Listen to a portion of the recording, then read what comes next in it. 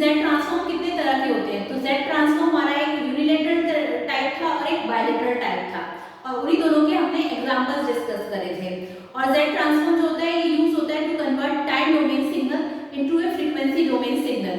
अगर हम continuous time signal की बात करेंगे तो हम लाप्लास ट्रांसफॉर्म यूज करेंगे, और अगर हम डिस्क्रीट टाइम सिग्नल की बात करेंगे तो हम जेड ट्रांसफॉर्म यूज करेंगे। और जेड ट्रांसफॉर्म में अगर हमारे पास सिग्नल पॉजिटिव साइड पर प्रेजेंट है तो हम यूनिलेटरल जेड ट्रांसफॉर्म का फॉर्मूला यूज करते हैं, और अगर सिग्नल हमारा नेगेटिव साइड पर और पॉजिटिव साइड दोनों साइड पे प्रेजेंट होता है तो हम बायलेटरल जेड ट्रांसफॉर्म का फॉर्मूला यूज करते हैं। चलिए फिर आज का टॉपिक स्टार्ट करते हैं, जिसका नाम है इनवर्स जेड ट्रांसफॉर्म। सपोज हमारे पास कोई सिग्नल है xn, अगर हम इसका z ट्रांसफॉर्म करते हैं तो हमारे पास सिग्नल आता है xz, ठीक है। और अगर इसी तरीके से हम यहाँ पे इस तरीके से रहेगा, अगर xn का हम z ट्रांसफॉर्म करेंगे तो आउटपुट आएगा xz। इसी तरह से जब हम xz का इनवर्स z ट्रांसफॉर्म फाइंड करेंगे तो हमारे पास आउटपुट पर आएगा xn। तो हम ये कह सकते हैं कि xn का z ट्रांसफॉर्म करते हैं तो मिलता है xz, इसी तरह xz का जब इनवर्स z ट्रांसफॉर्म करते हैं तो हमें मिलता है xn। इसी को हम बोलते हैं इनवर्स z ट्रांसफॉर्म।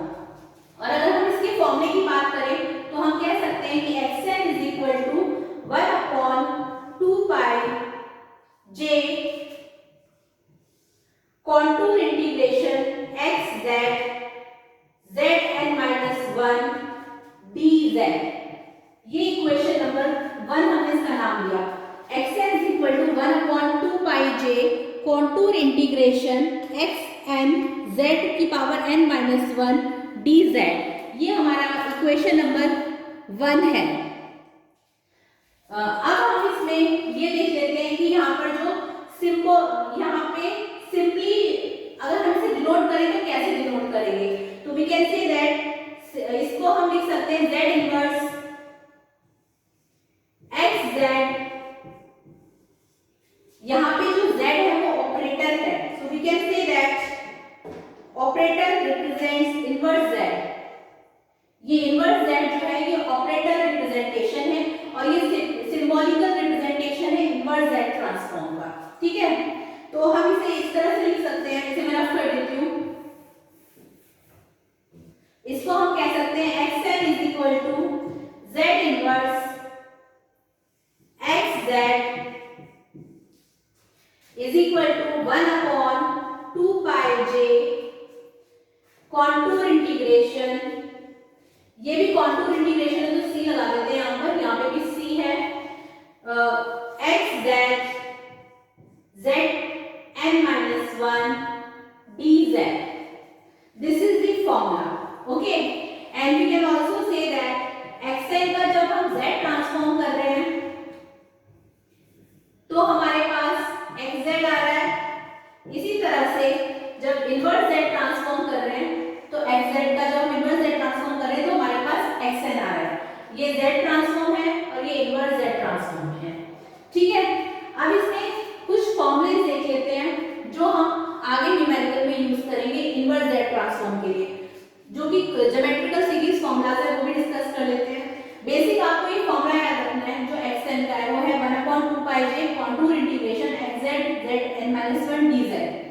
चलिए इसकी अब ज्योमेट्रिक सीरीज फॉर्मूला देख लेते हैं, इसे रफ कर देते हैं।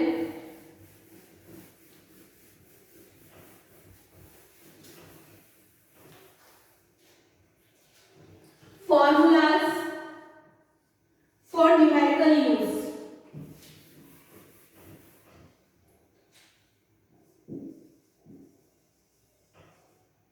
For numerical use वो फॉर्मूले आपको याद रखने हैं। तो फर्स्ट फॉर्मूला है हमारा इनफाइनाइट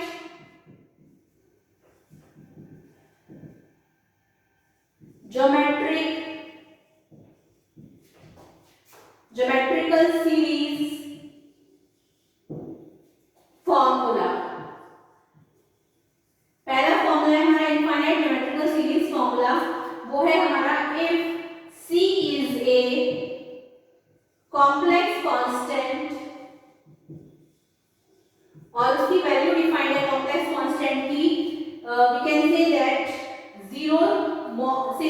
मॉड सी से लेकर के 1 के बीच में, मतलब मॉड सी की वैल्यू 0 और 1 के बीच में होनी चाहिए, where C is a complex constant.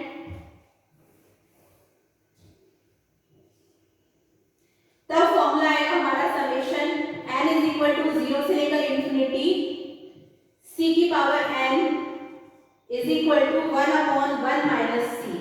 ये फॉर्मूला है इनफाइनाइट ज्योमेट्रिकल सीरीज फॉर्मूला, जहां पे c जो है वो कॉम्प्लेक्स कांस्टेंट है, ये आपको याद रखना है। इसी तरह से एक और फॉर्मूला है, वो भी देख लेते हैं, इसे रफ कर देते हैं।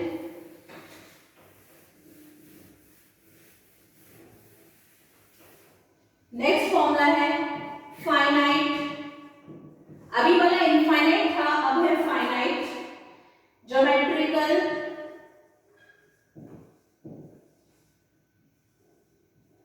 Series formula.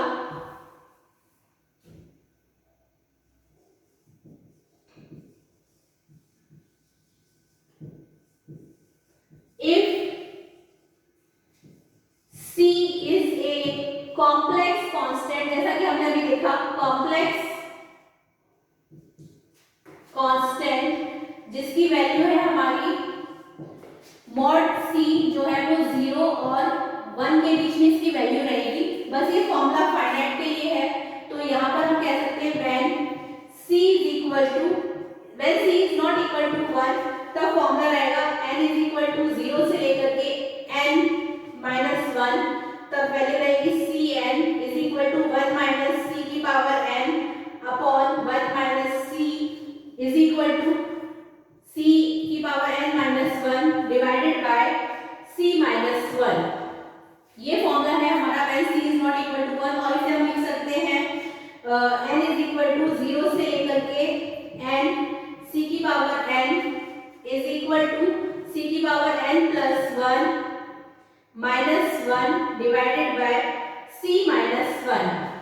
ये फॉर्मूला है फाइनाइट ज्योमेट्रिकल सीरीज फॉर्मूला, जहां पे c is not equal to 1। अब दूसरा फॉर्मूला देख लेते हैं when c is equal to 1, इसे याद रखना है when c is not equal to 1, तब फॉर्मूला रहेगा n equal to 0 summation n equal to 0 से n माइनस 1 c की power n is equal to 1 minus c की power n upon 1 minus c is equal to c की power n minus 1 upon c minus 1, और हम इसे लिख सकते हैं समेशन n इक्वल टू 0 से लेकर के n c की power n is equal to c की power n plus 1 minus 1 upon c minus 1। Next formula है हमारा, इसी में सेकंड है हमारा when c is equal to 1, तब हमारे पास फॉर्मूला रहेगा n इज इक्वल टू 0 से लेकर के n माइनस 1 c की power n is equal to n, और हम इसे लिख सकते हैं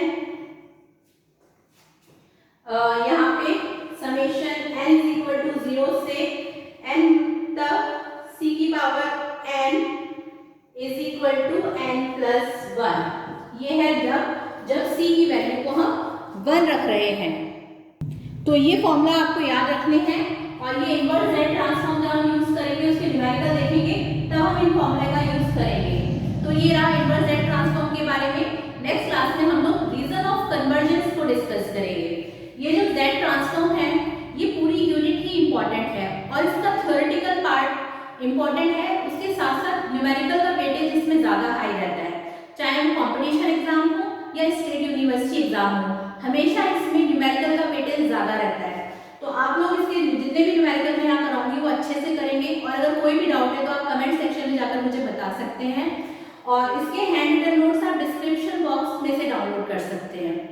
अगर आपको हमारा ये यूट्यूब चैनल पसंद आया तो इसे ज़्यादा से ज़्यादा लाइक, शेयर और सब्सक्राइब करें। नेक्स्ट क्लास में हम लोग रीजन ऑफ कन्वर्जेंस डिस्कस करेंगे, जो कि अपने आप में एक बहुत ज़्यादा इम्पोर्टेंट टॉपिक है। Thank you.